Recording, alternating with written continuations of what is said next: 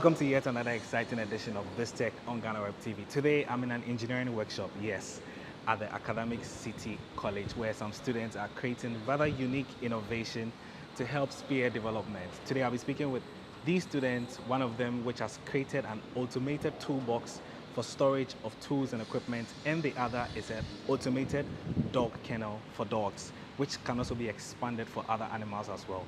Before we go into this interview, I'll take a quick break. We'll be right back. Don't go anywhere.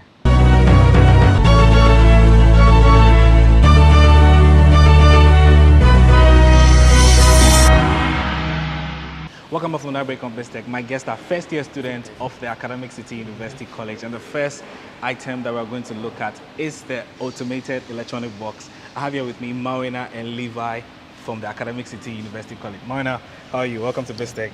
Levi, how are you doing? I see you guys are doing something really amazing. Can you tell me what I'm looking at right now? Okay, so this is a prototype of an automated toolbox. Okay. So at the moment, it's equipped with Bluetooth functionality. But Bluetooth? Yeah. Wow. But in the long term, we want to add a GPS functionality and some IR sensors to enable it to move autonomously. Okay. So this is what we currently have as our first prototype. And I would like to demonstrate it. Okay, but before we go to the demonstration, I would like to, what went into the process and the idea of creating something like this? Well, in the workshop, right, there are a lot of facilities, and it's stressful to move about from one place to another to pick these different tools. So we came up with a system that will enable the transport of tools to be easy. So rather than moving from one place to the other, like we have something that can do that for us, like automatically. Okay. So I see some wood and some cables and some ties and all of that. Did you source all these things locally here, or? Yes, everything. So where did you get most of the raw materials from?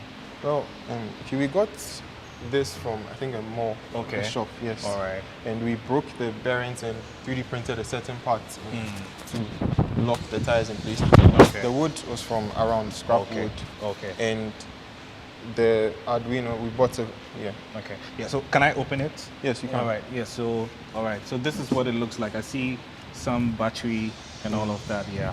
Yeah, I'm sure we'll do a demonstration quickly. Yes. So these items, what's the function of this, and then these other cables for those who have no idea what they are? So this is the battery.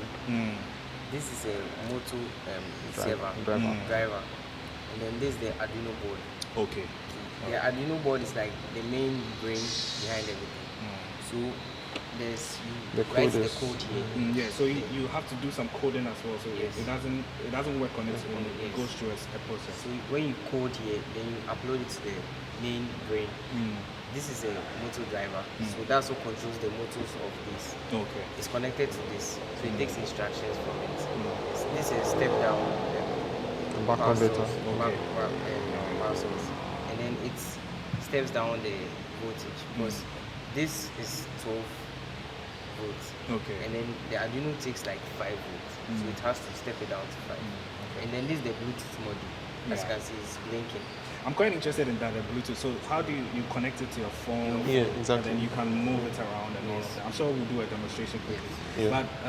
But I understand you've been working on this from April till this point. What do you seek to achieve with this, and how many more do you want to create of these very innovative things that you guys are working on? Okay, as you said, the aim was to make it first Bluetooth and then add a GPS system where, let's say for instance, you're standing at that side. I'll just enter the GPS coordinates on my phone. Then I don't need to control it again. It moves to your side, yes. And then we want to make it a little bit bigger so that it can house more tools. Yeah. So I understand you're a team of, it's not just the two of you, it's other colleagues as well. Yeah. So what was the process working on this? I know you had maybe some sleepless nights and all that. What were some of the challenges that you faced working on this box? The 4 of us are level 100 students. Okay. Yes. What courses are you guys offering? Three of them are offering computer engineering. Okay. And I'm offering robotics engineering. Okay. Yes. And then we kind of like split the work into parts. So Marina here worked on the SolidWorks modeling, and he also worked on the hardware. And I also worked on the codes and then the hardware. Yes. And then Fifi worked on the electronics. All right. Yes, so that's how we split it amongst ourselves. Okay. Yeah. I think it's really amazing what you guys are doing, especially you're adding computer science technology to build this. Yeah. So now we've been talking for quite some time. I want to see how the whole thing works. So take it away, guys. Okay, sure. Yeah. All right. So we're going to have a demonstration of how the automated toolbox is going to work, and they're going to do this with their phone. Yeah, right. So it's connected to the Bluetooth. Yes. So you connect, you control everything from here. Yes. All right. So let me have a look. Wow. Let me bring it back to myself. Okay. I see you have some buttons you're about to push Yeah. on the phone. Is that a mobile app or something? Yes, the mobile app. Okay. We downloaded it off the Play Store, but then we used our own code to program the... To connect it. Yes, Okay. to connect it. All right. So let me have a look at how the toolbox works. Okay. Yeah. So first, I'll send it forward to Levi. So, Okay. Wow. And I'll make it turn and come towards you. Okay. Wow. So you're driving the whole thing yourself, Yes. and all this is done on the Bluetooth and then Yes. the app that you augmented from the Play Store, and then you augmented to the box. Yeah. Okay. Wow. So how fast can this go, or is just a short period of time?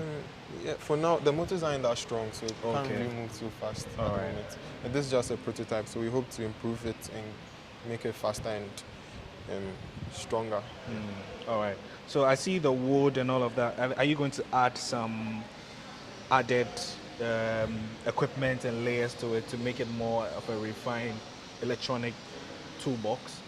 The final model would it would be more ideal if it's made of metal, because metal, a thin metal that is light enough but would be able to carry enough weight. So that's what we are looking at in the long run. Okay. Yeah. So Marina, you're a computer science student, right? Computer engineering, Computer engineering, and then Levi is also robotics engineering. What do you guys seek to achieve with everything that you're doing, and what's the future like looking for you guys? Well, we just want to encourage technology in African schools, that anyone can do it. It doesn't matter whether you're in Africa or you're outside. You just need to be committed, and then you get there eventually. All right. Thank you guys so much, and I appreciate what you guys are doing. I hope you guys go very far. Thank you, Mawina, and also thank you, Levi. I've been speaking with Mawina and Levi, and they are level 100 students of the ACity University, and they've been showing me one of their prototypes, which is the electronic toolbox. It runs on the Bluetooth.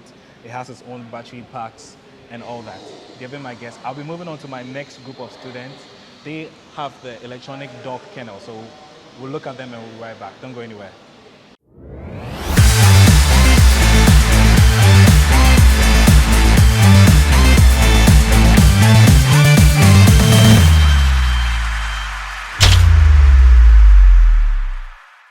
Welcome back from the break on BizTech. I'm moving on to my next set of students here at the ACity College, and they're going to be showing me what they say it's an automated dog kennel. I have here with me Jefferson, one of the guys working on the project. Jefferson, welcome to BizTech. How are you? I'm fine. Yes, great. So I understand you're working on an automated dog kennel. I've never seen anything like this. What exactly am I looking at? Okay, so this is just basically a system that I thought of course, I have dogs at home. Okay. And then there are lots, and then we don't want to be feeding them every day. So the idea is to create like a storage, right, on top here for this prototype, right? A storage at the top for food, water, right? So that it's automated such that every day the system just runs without you going to refill it every time. We'll give the dogs food morning, afternoon, evening. Wow. So we have, for example, for this prototype, there's a water reservoir connected to a water valve, connected to a pipe down there with a water sensor. Okay. Yeah, which is here, right? Yeah. So the things are not put together now because we dismantle them. So this water sensor is in sort of a container, right? If it senses water, the water doesn't come in. But if the water is done, the valve opens and then the water flows in. So things like that. For the food, we're planning on using a servo motor or other ways. So the food's the same idea. A valve or something opens, the food flows through and refills for the dog. That's basically it. You mentioned something very important, which was motion sensing. So everything that's going to work for the dogs has to go through some kind of motion. Did you have to develop it through, because I see a laptop there and all of that. You had to build a system? Yeah, so we have to build a system, and then this involved some programming here, of course. Okay. So we used Arduino for this prototype. Arduino? Arduino, yeah, Okay. Arduino. So Alright. there are some of the codes in there which relates which sends the command to the server, to the valve, sorry, and then to the sensor. So the valve opens depending on what the sensor senses.